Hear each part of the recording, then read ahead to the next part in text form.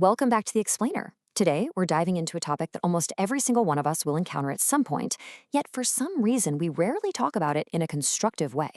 We're talking about navigating later life alone. We're breaking down some incredible source material today on the art of thriving in solitude during later life. And I want to frame this right from the jump. This transition into solitary living, it is absolutely not an end. Actually, it's a completely new chapter of freedom, purpose, and really profound inner strength. So let's just dive right into it. Have you ever wondered why some older folks just seem so peaceful? Like they're strong and genuinely happy even when they live totally by themselves? While others really struggle with the silence. It's a completely valid question. Getting older inevitably comes with some pretty uncomfortable realities. Kids grow up, they move away, friends get busy with their own families, or maybe their health declines. And sometimes, tragically, loved ones pass on. The reality is, life can suddenly become much quieter than it used to be. And at first, that silence, it can feel really heavy. I know a lot of you watching might be experiencing this exact thing right now, and I want to say, that feeling is completely valid. But here's the secret we're going to unpack today. There's a crucial mindset pivot we've got to make here. Being alone and feeling lonely are entirely different things. They really are. You see, a lot of people are surrounded by massive crowds or even huge families, and they still feel deeply lonely. Meanwhile, there are seniors out there who live completely alone and are enjoying incredibly fulfilling, vibrant, happy lives. The difference between those two states doesn't come down to luck. It comes down to intentional daily habits. So let's take a look at exactly what those habits are. All right, that brings us to habit number 1, creating a daily routine. Look, when there's no schedule, your days can so easily just start to blur together into one long stretch, right? You might find yourself sleeping at super odd hours, skipping meals, or just kind of sitting in a chair worrying about the future. But small routines create stability and real peace of mind. And why is that? Well, because your brain actually craves predictability. It uses routine to reduce cognitive load and manage stress hormones like cortisol. Just setting a predictable schedule for when you wake up, when you eat, and when you enjoy a hobby literally takes the guesswork out of your morning and makes life feel completely manageable. And that builds perfectly into habit 2, keeping your body moving. Now, don't worry, you absolutely do not need an intense, sweaty gym workout for this.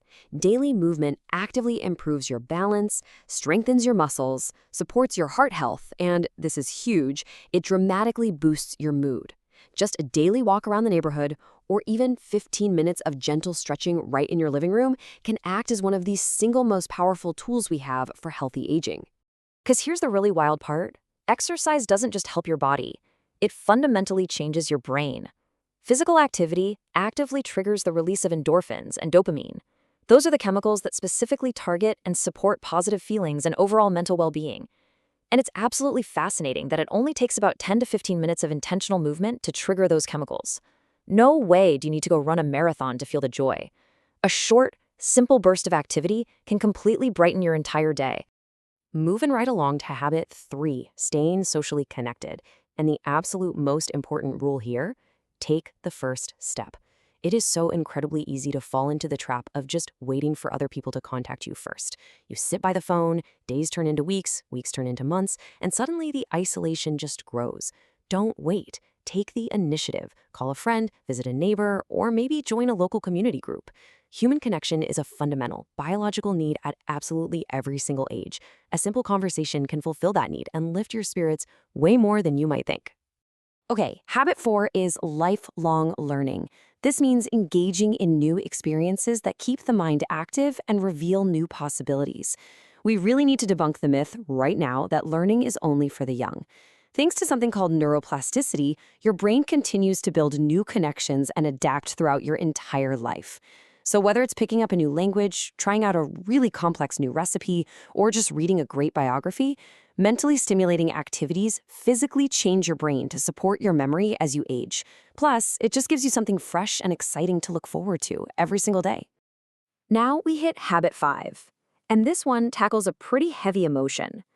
The simple truth is, purpose does not disappear with age. I think one of the hardest challenges of being alone in later life is that sinking feeling that you just aren't needed anymore.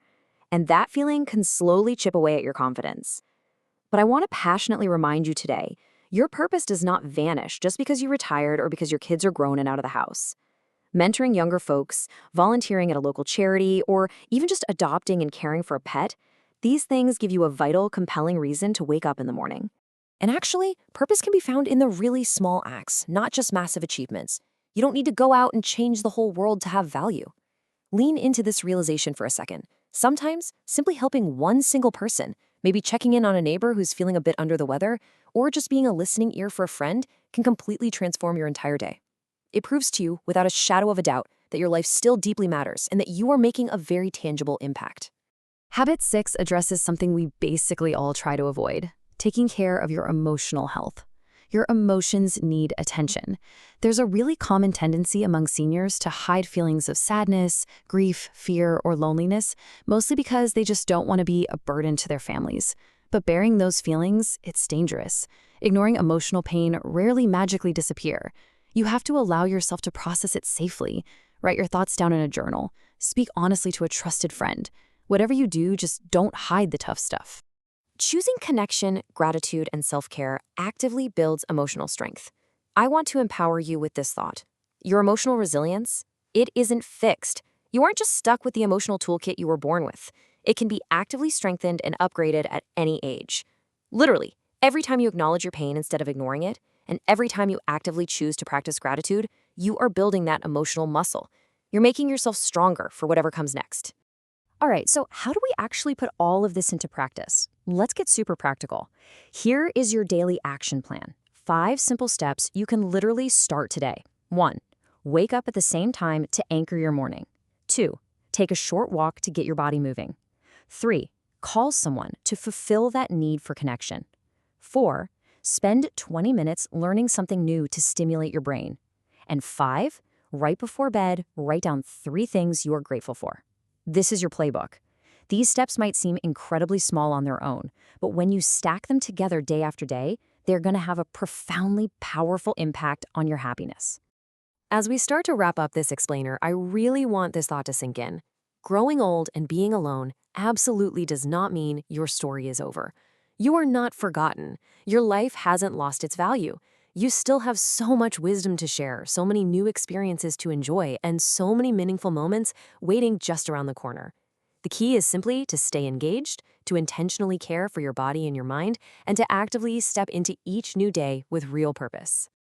Now, just before we officially wrap up, a quick note straight from the source material. This explainer is strictly for educational purposes, and it is absolutely not a substitute for professional medical advice. Always make sure to consult your healthcare provider before making any changes to your diet, your exercise routine, or your medications. Safety always comes first, right? To close out today's explainer, I want to leave you with a provocative question to really think about.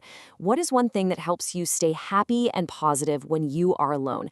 Think about your own life, your own routines. Embrace the quiet, take charge of your daily habits, and remember that your later years can still absolutely be some of the most meaningful, beautiful years of your entire life. Keep learning, keep growing, and thanks so much for joining me on The Explainer.